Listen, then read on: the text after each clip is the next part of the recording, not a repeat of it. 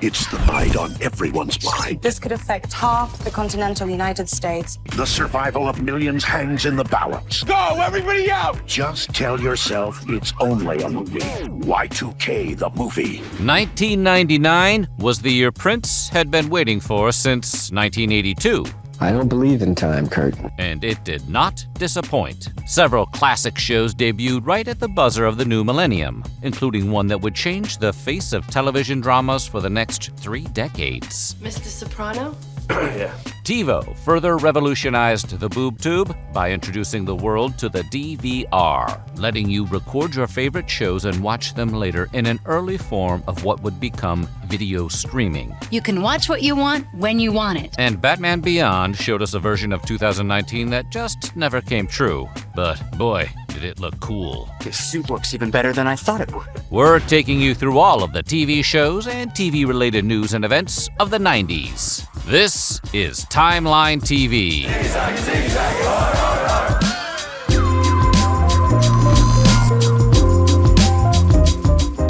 But before we get started, be sure to subscribe to the Weird History channel and let us know in the comments below about your favorite TV memories from 1999. Now, are you ready to find out what everyone was watching the year Napster was created? Holla, holla.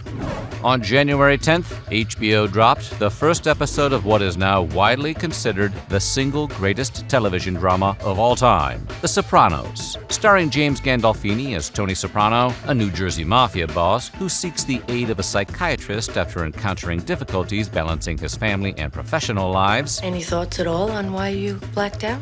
I don't know. Stress, maybe. Oh, you prick! Where's my money? The show ran for 6 seasons and won 21 Emmy Awards.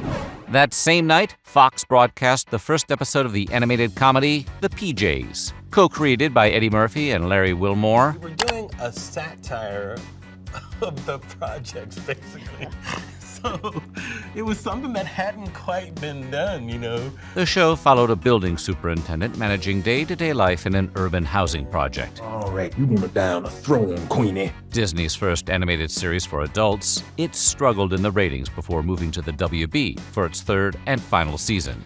The Daily Show. It's new anchorman Jon Stewart. All right, fellas, what do we got? We got a guy that could blow the lid off the tobacco industry.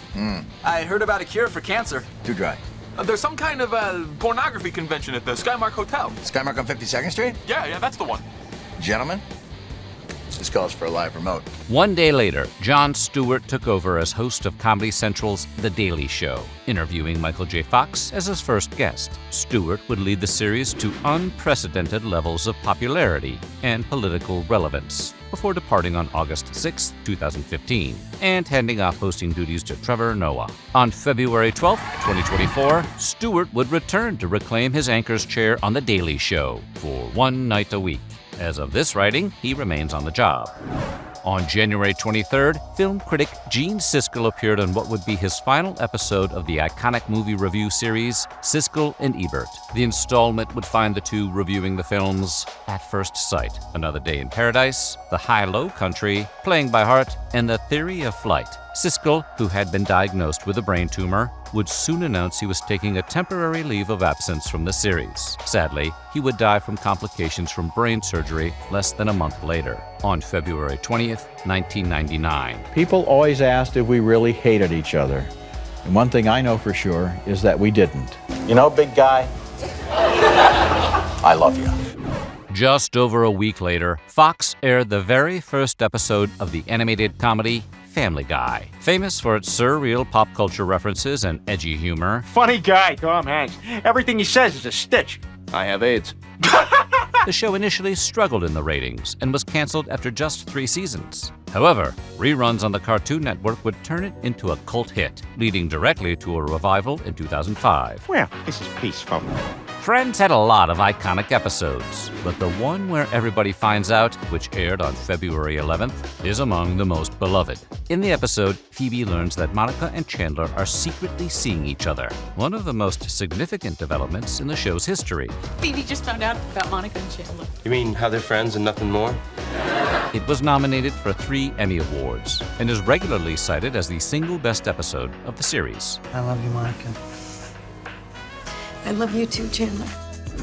On March 13th, Nickelodeon celebrated the 100th installment of its kids' sketch comedy series, All That, with a special hour-long live episode, which featured live appearances from guest stars like Melissa Joan Hart and Lauryn Hill, and a taped message from Britney Spears. I hurt my knee and I have to stay at home. But hey, you know what would make me feel a lot better? Watching my favorite character, Detective Dan. It was the first and only time the show was entirely performed before a live studio audience. 3 weeks later, Fox introduced the world to Futurama. The sci-fi animated series from Simpsons creator Matt Groening followed the adventures of Philip J. Fry, a delivery boy who wakes up 1,000 years in the future. My parents, my coworkers, my girlfriend. I'll never see any of them again. Yahoo! Where he becomes friends with a one-eyed mutant named Leela and a sassy robot named Bender. It was canceled after 4 seasons, but like Family Guy, it would become a cult classic, leading 2 separate revivals. Comedy Central aired the first episode of the sitcom Strangers with Candy on April 7th. The series, which starred Amy Sedaris and Stephen Colbert, followed Jerry Blank, a middle-aged woman who goes back to high school to turn her life around. Calculated your final grade point average based on this morning's geography pop quiz. It all adds up to you being held back. But if I don't graduate by the time I'm 50, I'll be the laughing stock of Flat Point High. Comedy Central's first live-action narrative series, it lasted just 3 seasons, but is now regarded as a cult classic. Anchors away for SpongeBob SquarePants! And on May 1st, Nickelodeon gave viewers a sneak peek at the first episode of SpongeBob SquarePants. Created by marine science educator and animator Steven Hillenburg, the show exploded in popularity, becoming the highest-rated Saturday morning cartoon of the year after just 1 month. This comic book that I created when I worked at the Marine Institute. It's called The Intertidal Zone. It started me thinking, if I'm going to do a show, I would do it about these invertebrates and these crazy animals that exist in the ocean. More than 25 years later, it's still going strong. ABC broadcast the series finale of Home Improvement. Starring Tim Allen as a home improvement show host and father, the final episode, which was watched by over 35% of American households, found him turning down a lucrative offer to keep doing his show. If you're going to turn this show into a 3-ring circus, I might just quit. Sorry to lose you. The story mirrored real life. Allen and co-star Patricia Richardson turned down a combined $75 million to continue Home Improvement for 1 more season. Well, it was a lot of fun, even though I can't remember one funny thing that happened. Home Improvement's 90-minute finale, tonight on ABC. And on June 2nd, Star Trek Deep Space Nine came to an end with What You Leave Behind. The finale tied up several long-running threads and is now considered one of the best installments of the series. You always said I looked good in a tuxedo. You do. And perhaps the single best Star Trek series finale of all time. We are building a dam. A dam to stop the river of estrogen that is drowning us in political correctness. We call this dam The Man Show. Comedy Central set its sights much lower 1 week later, when it broadcast the first episode of The Man Show. Created by and starring Adam Carolla and Jimmy Kimmel, the sketch comedy show both satirized and reveled in stereotypical male behavior. With shotgun beer, you got 2 tabs to pull. One on the top, the other on the bottom. Originally created for ABC, who ultimately passed on it, the series courted accusations of sexism. Now we leave you with girls jumping on trampolines. But nonetheless, The Man Show lasted 6 seasons. The cultural phenomenon Who Wants to Be a Millionaire aired its first unsuspecting episode on August 16th. Hosted by Regis Philbin, the trivia game show saw its first $1 million winner on November 19th in John Carpenter. And this should make you a real crowd favorite. John works for the IRS. And not the director of Escape from New York. The show would run an astounding 22 seasons, in the process spawning a slew of catchphrases like, I'd like to call a friend. On September 13th, the surreal slacker comedy Spaced premiered on UK's Channel 4. Hey, what's that for? I was thinking we'd do that thing, like in that film with Andy McDowell and Gerard Depardieu. Where they get married so that she can keep a house. That should do it. Featuring future stars like Simon Pegg and Nick Frost, the show was directed by Edgar Wright, who would reunite with Pegg and Frost for the cult hit Cornetto Trilogy. Moving into the fall, Law & Order aired the first episode of its popular spin-off Law and Order Special Victims Unit on September 20th. I do see myself as the father of 4 children, none of whom I'd like exposed to Mr. Gloucester's shortcomings.